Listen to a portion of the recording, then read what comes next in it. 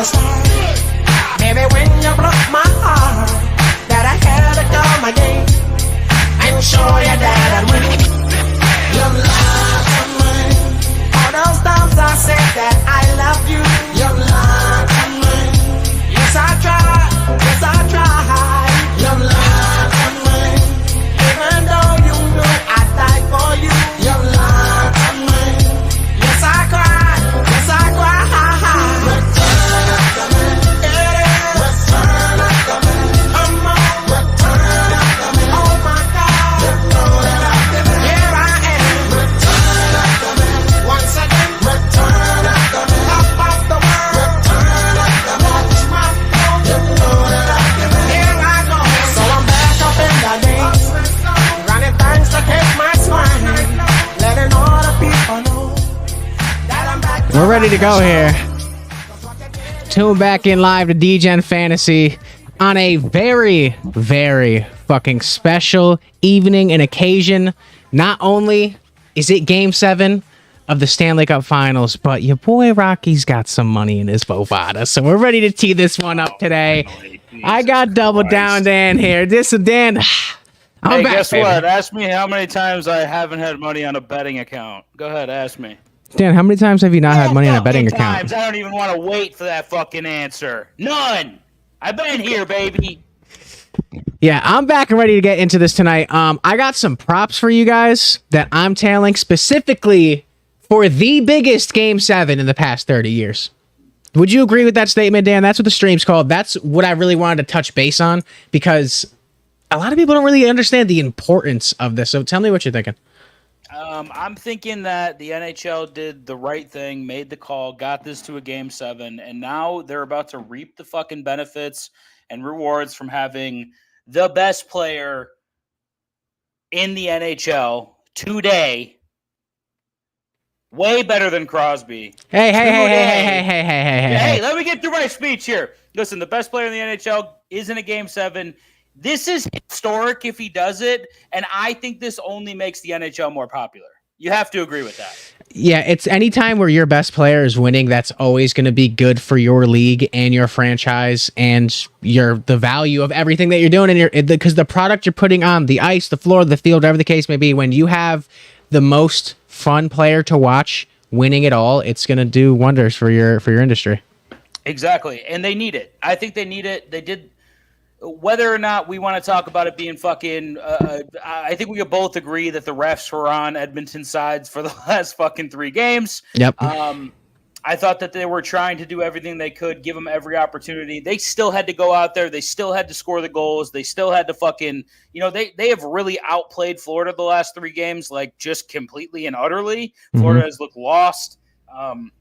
McDavid has looked like the best player in the NHL. I think we can both agree with that. He's faster than everybody on the ice. He's creating for everybody. I feel like everyone on Edmonton has stepped up. And we could even include Skinner in that. Rough first 3 games, but the man has locked it the fuck down. And this is what we've seen with Skinner over the playoffs. This is the guy we've been looking at for the majority of the playoffs. So I think what's great is, like, this is it. Like, I think the refs are probably going to put the whistle in their pocket, probably not call as much, and we're going to get a very evenly called fucking final Game 7 here.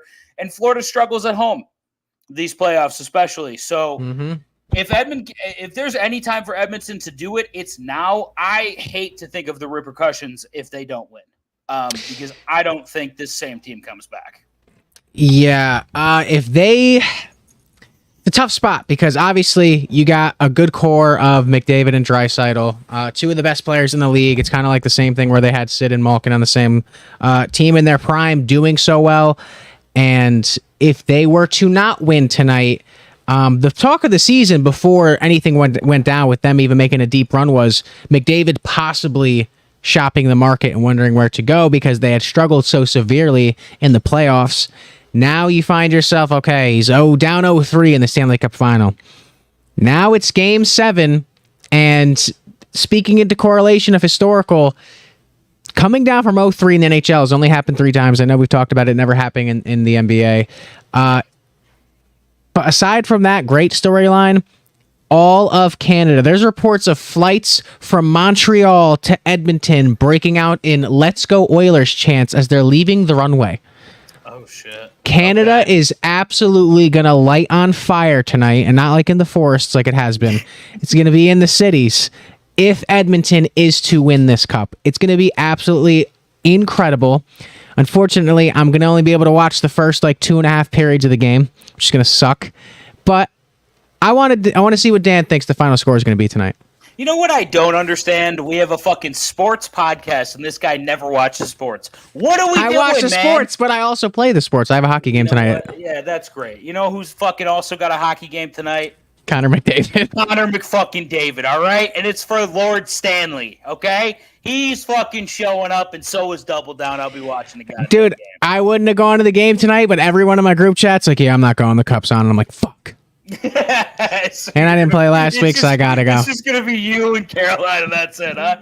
And if it's, I'll send you the stat sheet after. But Dan, what do you think? Realistically, either if you've watched every game or if you haven't watched any, does not matter. I want to know what you think the final score is going to be, because honestly, anyone could kind of call it, but it's going to be extremely difficult in correlation to. You look at game 0 through 3. Bobrovsky's on his head. Florida's winning 1 2-goal, 3-goal games. Then you switch to a 3-game winning streak on elimination games for the Oilers, 8-1, 5-1, and 4-1 or something like that. They scored about 18 goals or so in the past, 3 games. So I have a score prediction and a winner's prediction for tonight, and I'm curious to hear yours first. What do you think? Yeah. I think we're looking at a game 7. I would be highly surprised if we got a fucking shootout here. I think we're looking at a 2-1, 1-0 kind of game. And I'm going to side with the Edmonton Oilers. I think it's the time, man. I think it's McDavid's turn here. So that's my prediction. 2-1 Edmonton. So I have a ticket.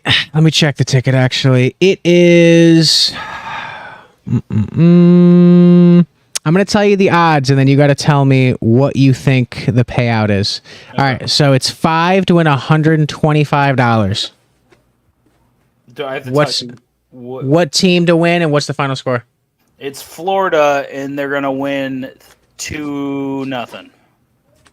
Very close. It is Florida to win 3-0. Okay.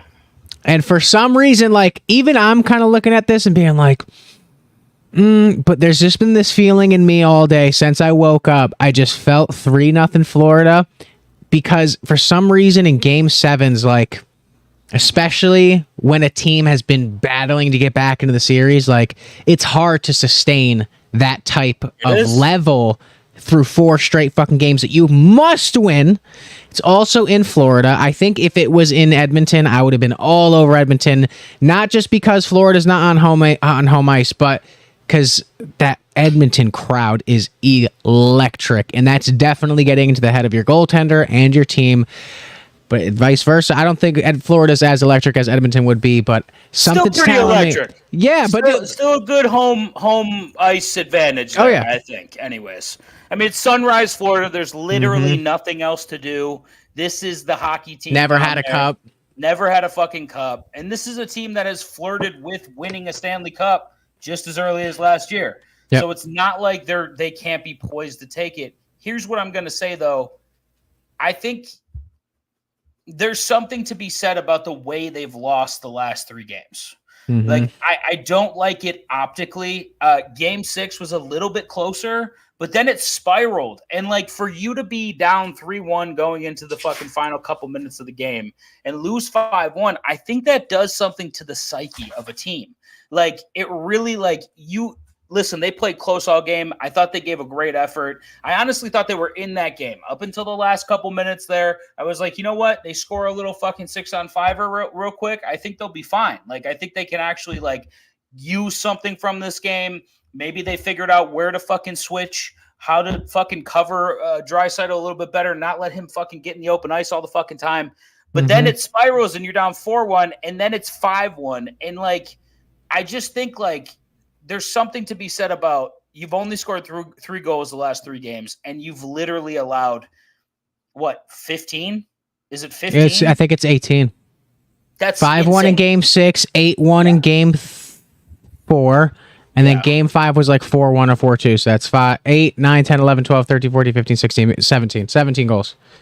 Which that's a rough look. I don't know how confident anyone on the Florida Panthers is right now coming into this fucking game. And speaking on that, dude, so we talked about how stellar Sergei Bobrovsky was through the first 3 games, and then you look at game 6, for example, where it's a 5-1 game. He gets yanked. How many shots on goal do you think he faced? I thought I knew. Maybe I don't know it anymore, but I thought it was like absurdly low. I thought it was like 19. So he got pulled and didn't face the last 2 goals. It was 19 shots on goal, and he let in 3, and I think that was within the first 25 minutes of the game, so that's a period and some change.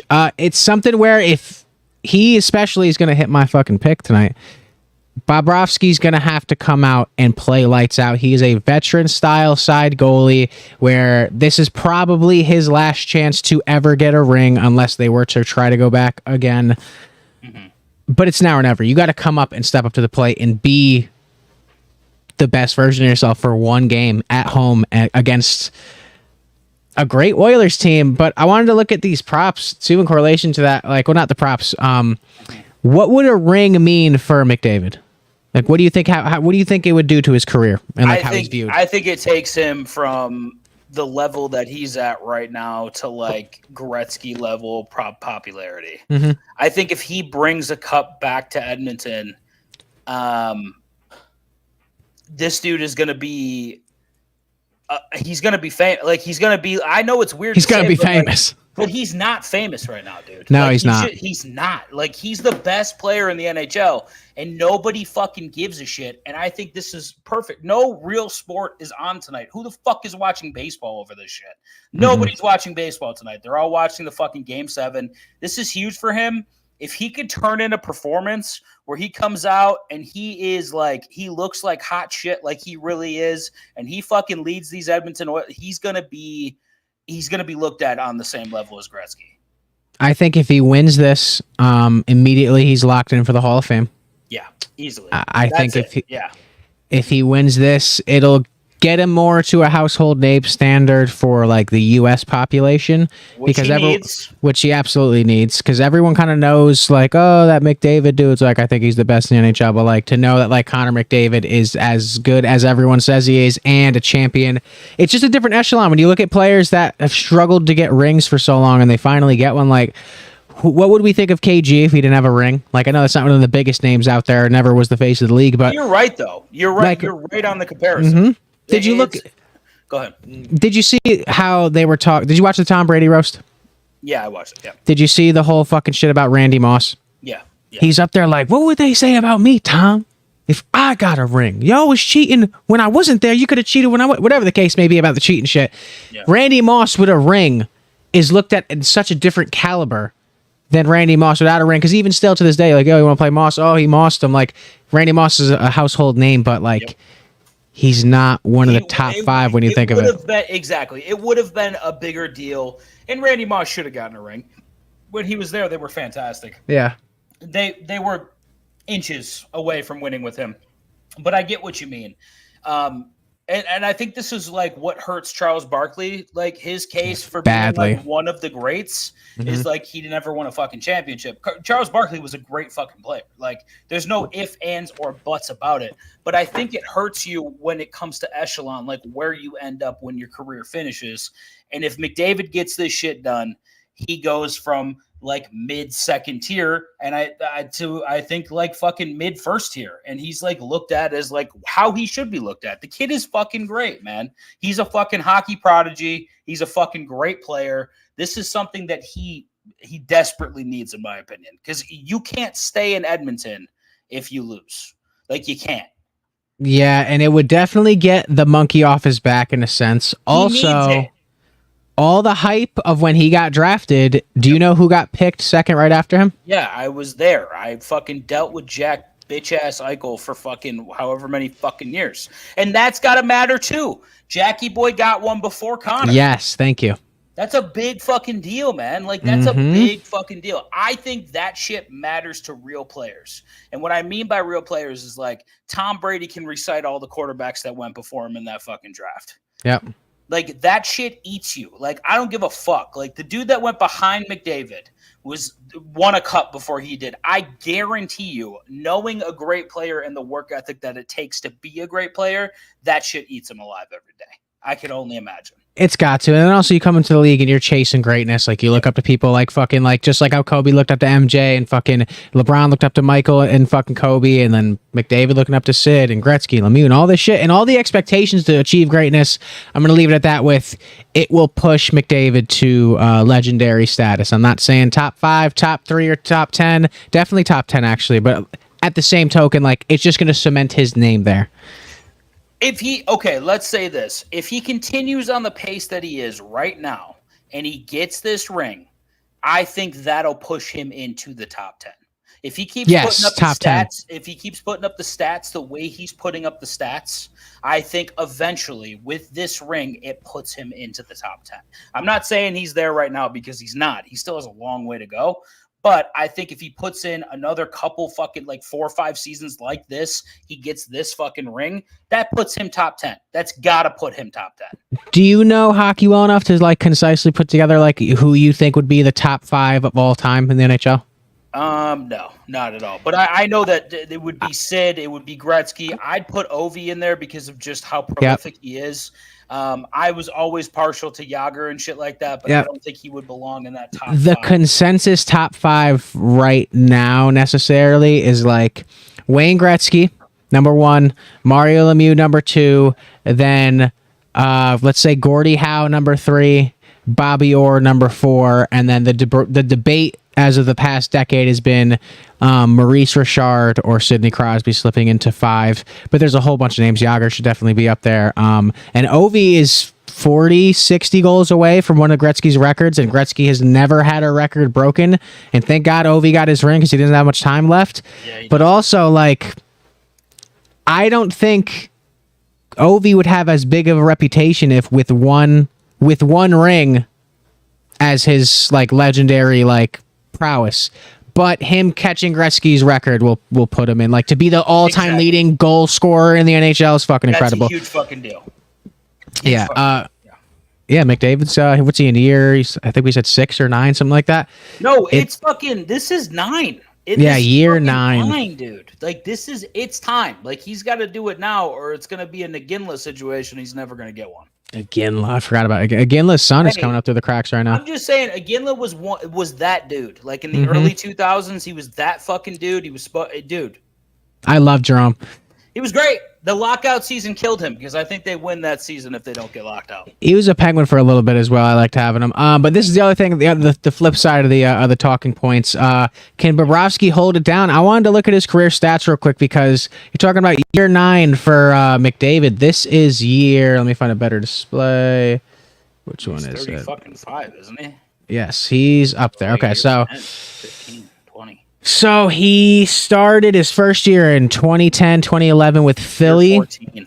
Jesus. Yep. And he was in Philly, Columbus for a long time. He's really made a name for himself and then switched over to Florida in 2019, 2020. He has a career save percentage of 9.15, which is phenomenal. He has 44 shutouts in his career.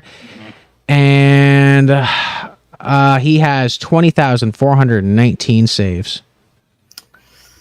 Prolific fucking goalie. Loved him all the way back to the fucking Columbus days. I thought he was great. I don't know if he can do it, man. He needs more help than he's gotten. You can't expect to win. You can't expect him to save a bunch of shit. If you guys can't give him a little fucking backup, man.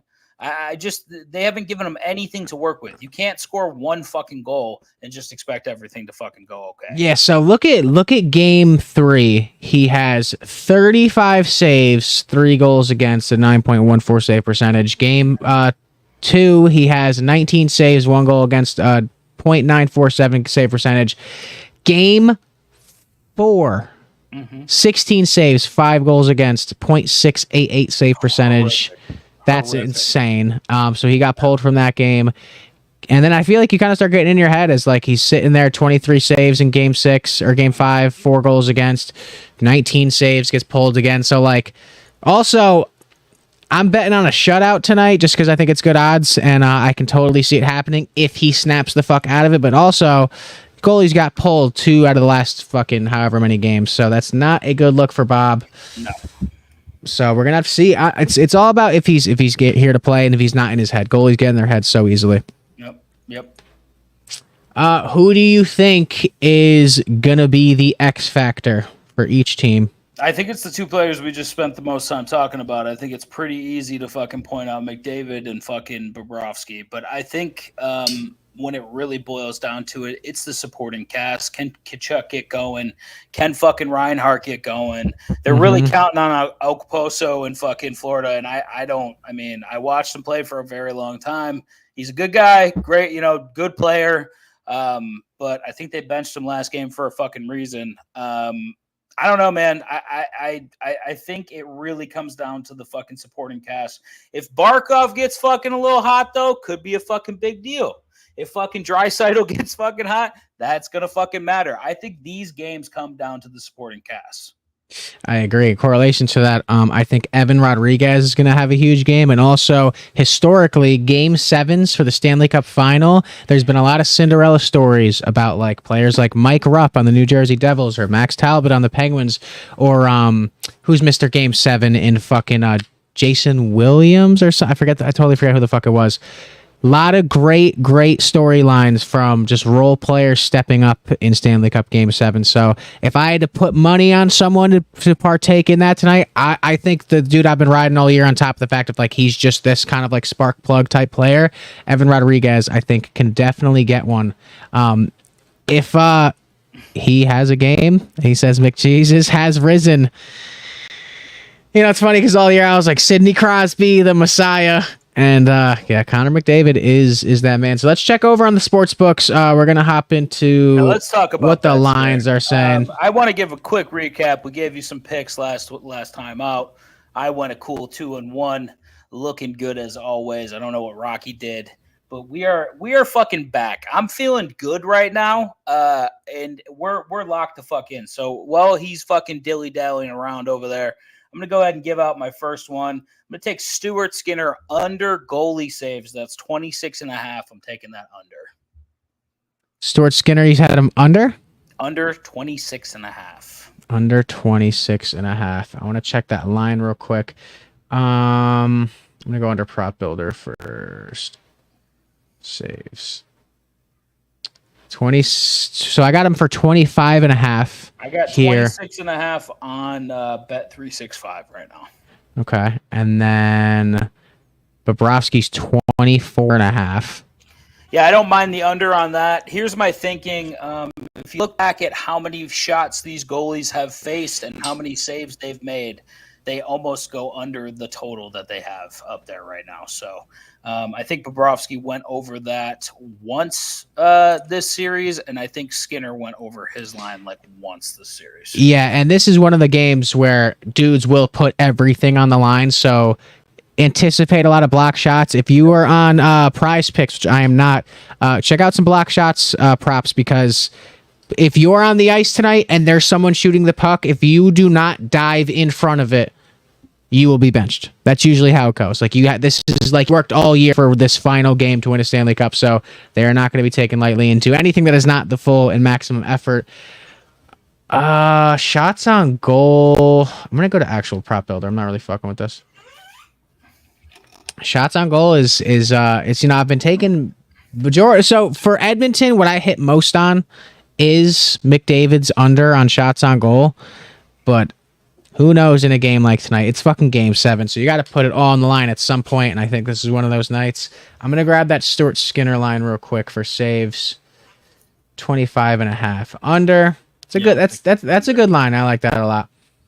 I wish it was 26.5. I much prefer it at 26.5, but yeah, I get what you mean there.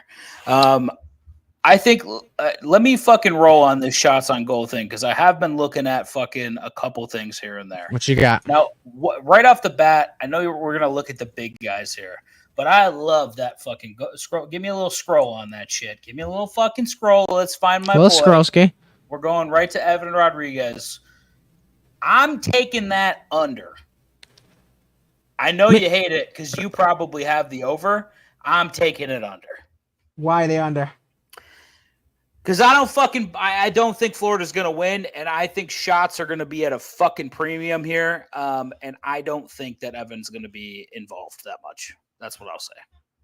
Surprising, because that's kind of who I think would probably have a great factor in the game, being he's just such a spark plug. Fucking Forsling. It would be Forsling. All right, so I'll take E. I don't know if I'm going to take him under as much as not taking him over, not touching it. I'll add him to the parlay to see what the odds are looking like. Forsling has been on fire. Also, Prize Picks completely blocked me even accessing the site, so I can't even make graphics anymore through Prize Picks because they're like, oh, you're not in this state? Well, you can't even look at it. Forsling over 1.5. He just gets the puck on that. I like that one a lot. You have him over as well? Yeah, I took Forsling over. I'm looking at Prize Picks right now to see what they have. What line are you specifically looking for on that Prize Picks? I wanted to see what they had for. Fucking block shots. For block shots. All right, let me pull that up. Keep fucking rolling while I do this. All right, so right now we're at plus 600. Skinner under, Rodriguez under, and Forsling over. Okay, I like that a lot. So here's your block shots. Let me hit you with a couple real quick. Okay. They have Aaron Ekblad at 1.5, and that's a fucking a dumbass. Ekblad's not going to block too many. Goblin line. They also have him at 2.5. They have Kulak at 1.5. Nurse at 2.5. Bouchard at 1.5. Forsling at 1.5. Ekholm at 1.5. Cody Cece 2.5. Mikola 1.5. And Broberg at 2.5. So actually, usually for block shots, especially like power plays, like whoever's on the PK, they're going to be diving out. But I also like wingers for block shots because you're covering the point men on the blue line, and so you're just getting in front of those shots. I like Ekblad over 1.5, or what's his regular line? 2.5. His 2.5 is a demon line, so I don't. It doesn't have a regular line for these block shots because Prize Picks is fucking stupid. Yep, I'm gonna take. So I'd go Ekblad or 1.5, and then he's hit that every game besides the last one. So okay, and then one of the other players, CC over 1.5. Okay. CC's at 2.5. 2.5? Yeah, take it. He's a fucking scrappy little fuck. Should I put on a to win on this? If you want to. Correct score excluding overtime. What the fuck is this? 2100. Projecting 6-5. That's pretty cool. I haven't done it through this before. Oh, so you can parlay if you use this. Oh. All right, I think I'm just going to lock in this ticket right here. So, Stewart, Rodriguez, Forsling. I kind of want to do McDavid's under. Listen, I think the most of the people are gonna take some fucking overs because they like to cheer for overs, but it's a game 7. It's gonna be tight. I don't care what anyone says. It's gonna be fucking tight. All right, add McDavid's under to that 3.5. Fucking beautiful. All right, cool. So it's plus 1100. I'm gonna throw 15 on it. 15 to win 180, and I'll throw the excess change on it too. 15.73. Beautiful. Love it. And then kind of want to take a yes, I got that ticket. I got Edmonton to lose 1-0. I just threw 5 on it. I have Florida to win 3-1, 5 to win 70, and then I have Florida to win. Evan Rodriguez line. I think this is game to reach OT and OT goal scorer. That would be fucking nuts. That'd dude. be to snipe that is 2 to win 200. I was like, yeah, fuck it. And then these, I still got the Reed Shepherd, Kentucky, number 1 overall pick, Nice. and Phoenix to draft Bronny James. Goddamn right, baby. I do want to check out before we continue. Let me see. Give me something spicy in correlation to. Yeah, run this up. Because they pulled out all the stats for everything. Can I see the fucking like? Click 173 bets. That's what I was trying to click. Okay, cool. Yeah, what are you doing? You see how it's not? Scroll down. Just wait for it to load a second. These motherfuckers. Get the fucking prop build. Pull it up so you don't have to see it. Click the little arrow thing. This? No, up. Right next to NHL Prop Builder, it says. Right there. What? NHL Prop Builder. Click the arrow right next to NHL Prop Builder. Do you see it? Oh. Now click the fucking thing.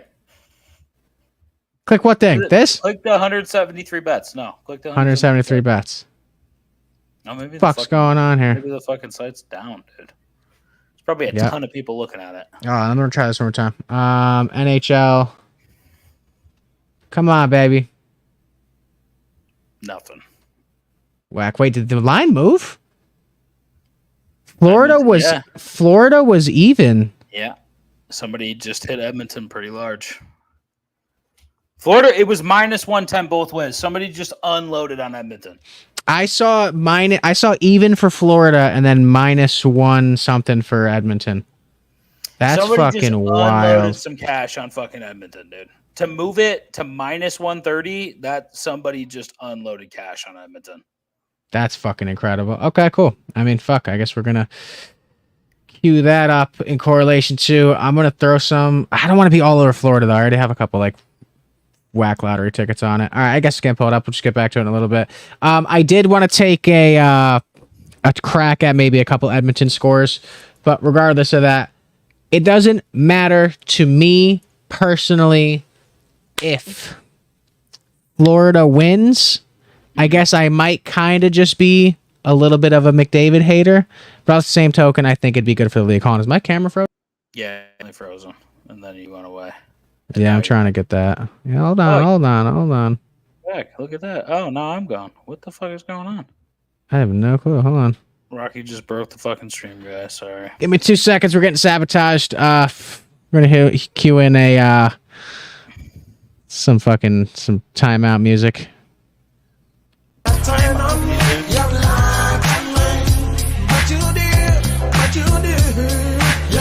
I can't hear shit.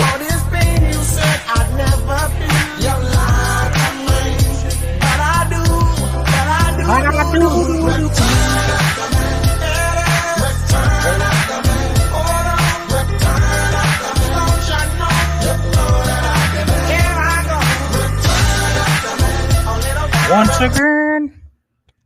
You're welcome for the return of the Mac.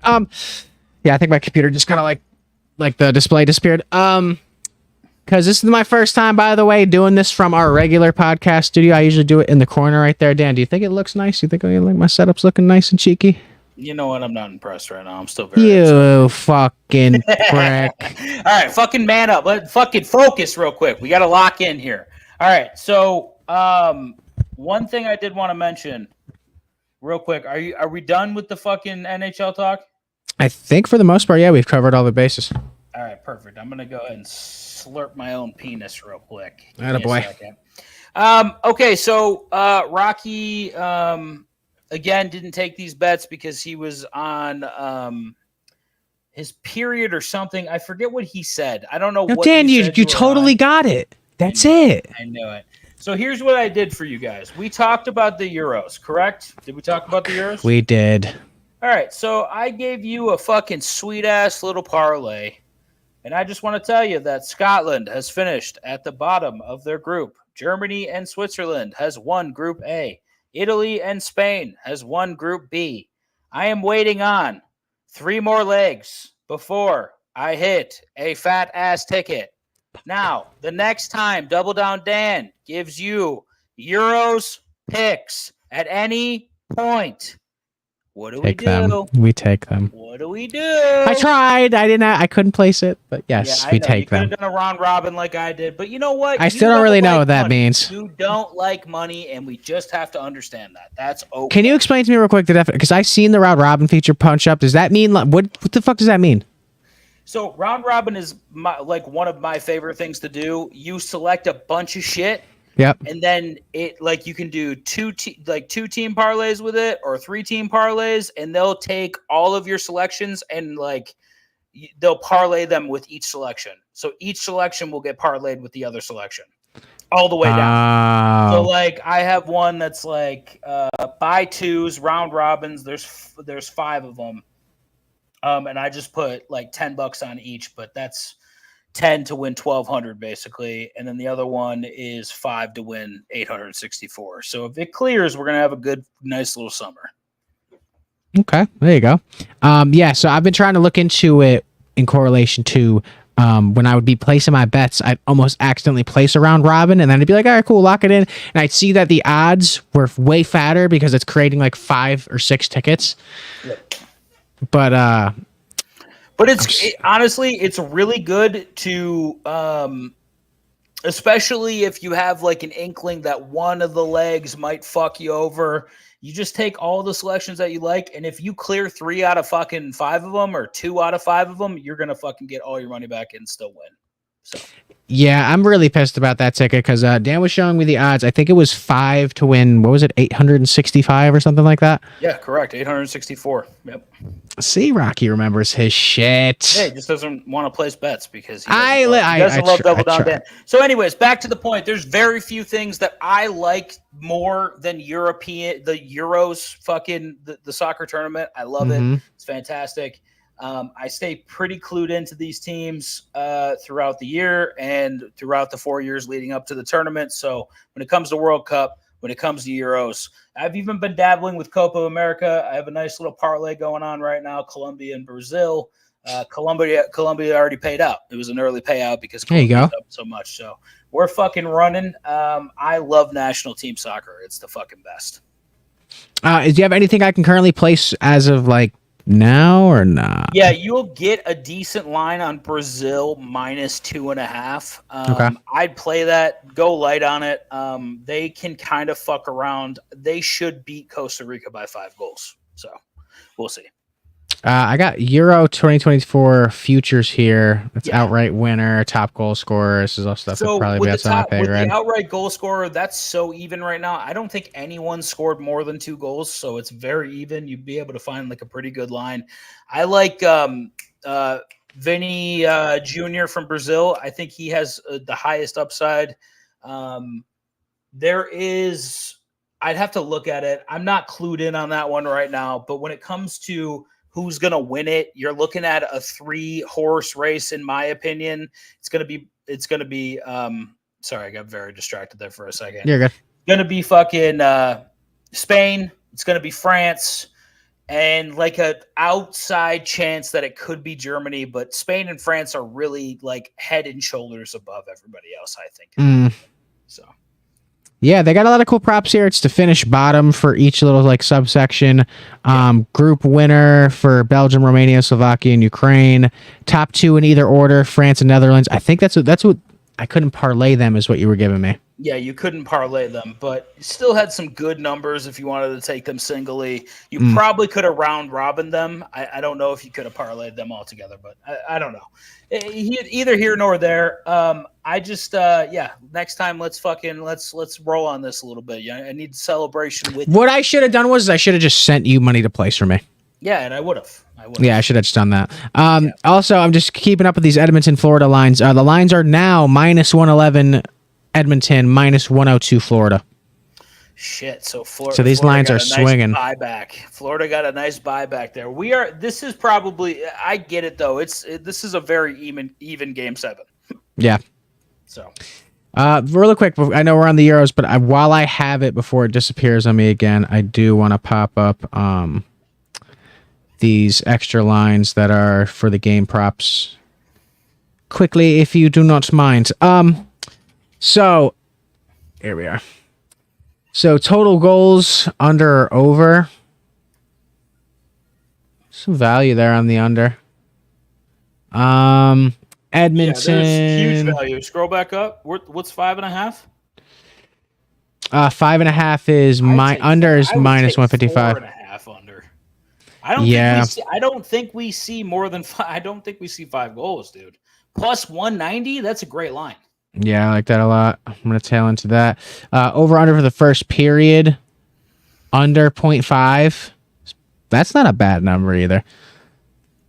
Yeah, I'd almost probably cook it at. I know that we love that plus 285, but I'd keep it at the plus 160. I'm assuming I can't parlay these. Yep. No, you can't. But that way you get a fucking push out of it if they do score. I don't think this is a high scoring game, dude. I think we're gonna see a lot of scare. And hey, this is the one thing that I told you when I was gonna get my ass kicked with the Timberwolves ticket coming to fruition finally when Boston closed out fucking the Mavericks on my bookies book. But I just spam bet the under like 6 times and ended up fucking bringing home a couple $100. So it's fucking solid. It's game 7, dude. Game 7s are tight. Like they're tight. One team is either going to do really poorly or it's going to be a highly contested game. And in that case, it's going to be a 2-1, 2-0 game. You know what I mean? Mm-hmm. Yeah, I think empty netters are definitely going to play a factor here. I think empty netters are going to correlate. Hey, you're very right about that. Mm-hmm. I didn't even think about it. Correct. Yeah, that's a good point. Yeah, because if you're down 1, you're pulling them, even if they tuck 1 or not. And if you're down 2, you're pulling them. If you're down 3, you're pulling them. If you're down whatever the fucking case may be, you're pulling the goalie. So the goalie's going to be out of the net. This is always like a scratch-off player to score first goal or to score in general, and it goes so deep. Vincent Desjardins is plus 6,000. If you had to pick a goal scorer, who would you be leaning towards? Give me the plus. Go down a little bit. Go down. Let me just look at everything. Corey Perry. Yeah, that's what I was looking at first, but give me a Vander Kane plus 1,600. I like that one. A Vander Kane. Yeah, I think he probably put a bunch of money on himself to score the first goal, so I think that's probably a good funny lock right there. I might just be a dick rider. Really like Erod. Yeah, you're on Erod right now, which is crazy that you took that under bet. You shouldn't have taken it if you liked him so much. Nah, it's all right.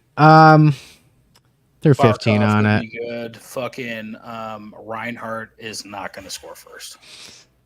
It's not going to happen. Every time I do these bets, I think to my head what I can hear the announcer saying. Ow.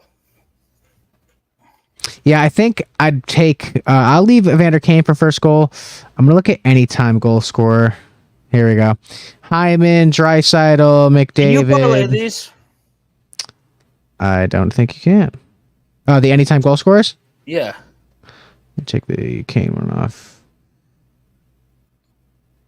No, I think you can parlay him in prop builder. Stupid. Yeah, not a fan.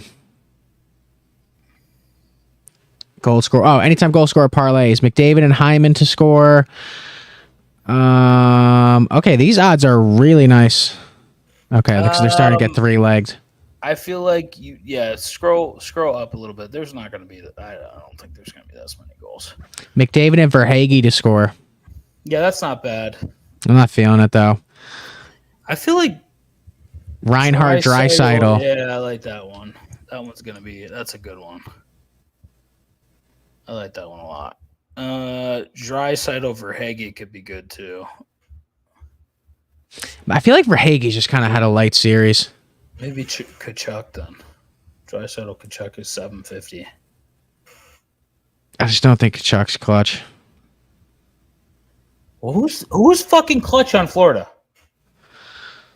Because you have them all over the place. If they're not so clutch, what the fuck are you doing? I just don't think Kachuk is clutch. I'd say probably either Verhaeghe or Barkov. Okay. Verhaeghe and Kachuk. There's a little Draisaitl and Kachuk. Reinhardt and Kachuk. Draisaitl and Verhaeghe. Just don't have them on here. They just don't have Barkov. What a trash book. So good I'm not on Bovada anymore. Horrible. Yeah, I remember this dude showed me. He was showing me this. Imagine how electric it would be. That's why I placed the Erod one. Like, that is an electric fucking bet. To place the game to go to OT and they score, you throw $2 on it. Yeah, that's awesome as shit. I think that if you take that Forsling line and he scores in overtime, like plus 15,000. Where's Forsling? Down, all the way down. He's under Corey Perry. Put 10. Put 10 on it to go to OT and for Forsling to score? $1,500. There's no reason to throw that on. To throw $10 on a bet like that. $2 on it. I would put $10 on him to score in general. One thing that I would like to. This is when you put in a lottery ticket like this. If it hits, you want it to count. That's the way I look at it.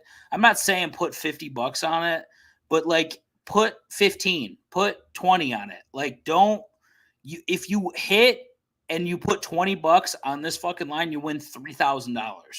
That's something to cheer about. Winning a couple hundred ain't something to cheer about. You've done that before. But it's still something to cheer about, Dan. 25 years old. I guess. Dude, think about it in correlation to, all right, cool. Whatever. Say I put $20 on it and it hits. That's incredible. Holy shit. I'm the god. That is so just talk about odds. Like, okay, this plus 15,000. Look at just the full list of names in competition. But also the game, I predict the game to be 3-0 Florida. And that's the game to go to overtime and then a left-handed defenseman to score the overtime game winner. That hasn't happened since Alec Martinez for Los Angeles Kings. You know what Alec Martinez loved? What? Lines of cocaine. Just loved cocaine. He's a good guy. I'll throw $2 on it. Man. Yeah, throw $2. Do whatever you got to do. I'm not worried about that. But for everybody that's watching, if you're going to fucking make these bets, obviously you have to believe in it. He doesn't believe in this fucking one, so there's really no point to even place the fucking bet.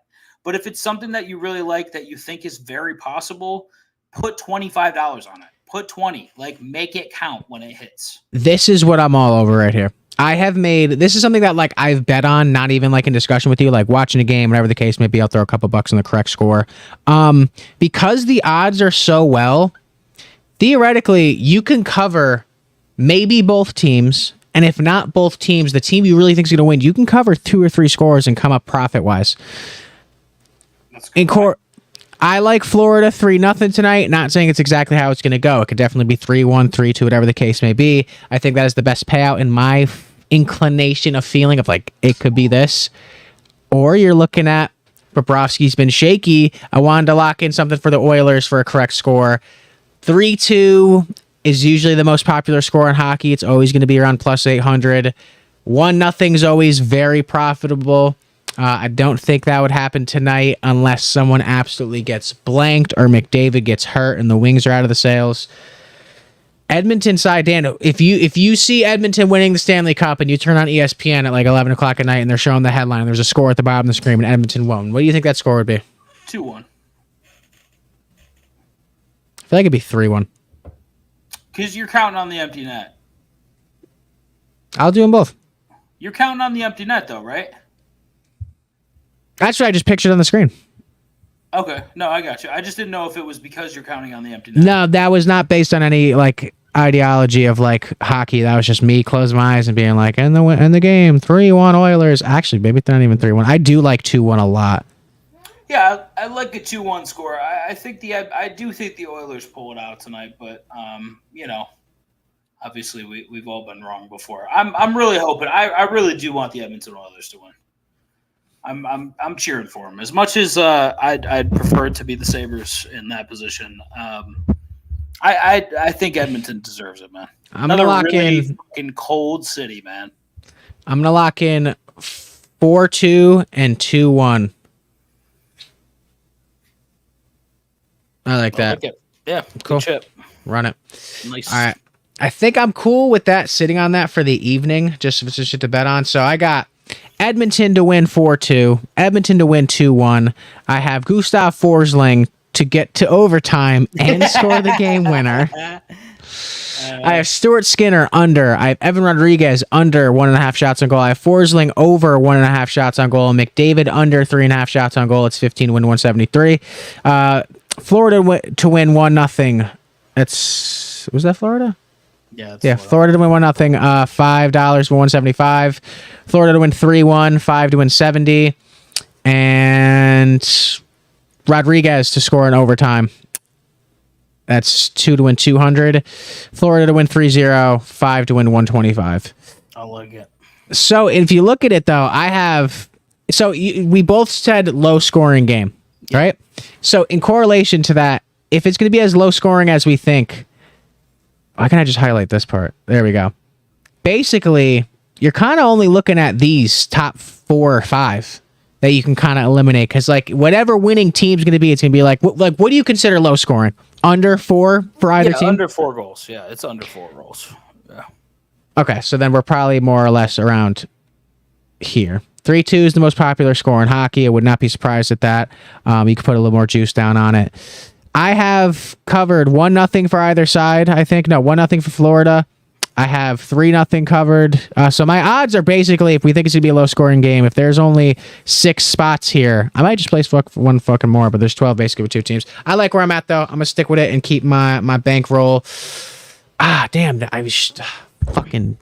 No more hockey, no more football. Let's close it out with that here, talking about... So we've approached for the first time on this show, because we've been doing this since football season started, or like midway through the NFL season, and now we're at the opposite side of what we've talked about. NFL over, NHL over, and the NBA is over. How does that make you feel? Oh, fine. I have plenty of stuff to bet on. I'm not worried about it. I'm good. You're the only one that takes breaks here. I'm ready. I'm not trying to take a break. This is like the stuff that I really enjoy watching, let alone betting on it, is gone. So I'm a little upset. But this is one of the best ideas that I can give you. Start watching different sports. We got to diversify. We got to get you watching fucking. Stop drinking milk and fucking watch some goddamn sports already. Goddamn. I'm gonna be all over the next UFC fight. Yeah. See. I'm gonna be all over the next race I can. Do you know when the next race is? Yeah. It's going to be Friday, Saturday, Sunday. There'll be 3 races. Dan's like, good job. It's right now, you piece of shit. Learn your fucking races. It's every weekend. Yeah, and then so our streaming schedule until football season comes back around is going to transition into 2 days a week, with 1 day usually being allocated towards a live stream going towards a pre-record. So we're probably going to either do the breakdown of Monday and Saturday, or Thursday and Saturday, or Saturday and Thursday, whatever the case may be, towards live streaming. So we will be around, and then delving in deep to fantasy football content. If you guys want to follow us, not only on YouTube, Twitch, Twitter, all that, we're going to be posting a lot of content for that, but also join our Discord. It is free in the motherfucking bio. We will never ask you for money, anything like that. Just a lot of sharps in this Discord group that we have been making a lot of money with. And also, I'm going to try to correlate some fantasy football into it. I'm going to do fantasy football videos on TikTok as well. That'll pull in a lot of people. So, Dan, what do you think? Yeah, I'm ready, man. It's going to be a great Game 7. Going to be fantastic. I appreciate all of you guys tuning in on TikTok, Twitch, Twitter, wherever the case may be. We had some people commenting on Twitch, which I appreciate. And yeah, till next time, we will see you on Thursday with a Stanley Cup champion. So till then, later.